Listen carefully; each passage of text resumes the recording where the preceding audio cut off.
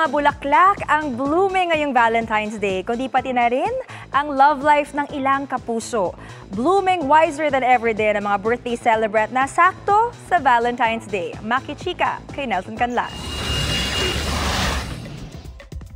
Para kay Heart Evangelista, becoming 40 is just 20 but with better decisions and an earlier bedtime. Ito ang new mantra ni Heart as she turns 40 ngayong Valentine's Day. Elegant at full of glam ang grand birthday bash ni Heart with family and friends mula sa setup ng venue, specialized cakes at champagne fountain.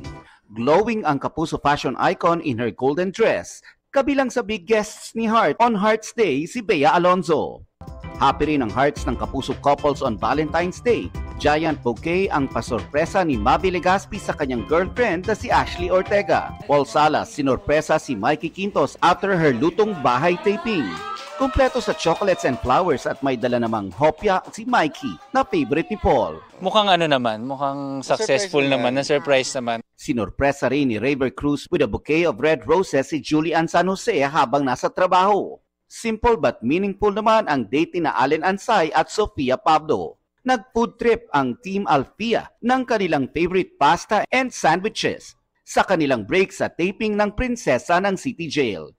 Si kidlat ng mga batang Riles na si Miguel Tan Felix, break din muna sa taping at namigay ng roses. Ang co-star ni Miguel na si Stephanie, na nagsa-celebrate din ng birthday today, may Valentine's gift din siya sa mga kapuso. Tampok siya sa new web series na Sparkle Presents Mine, kasama ang co-actors niya sa Maka na sina Sean Besagas at Josh Ford na ready na magpakilig online.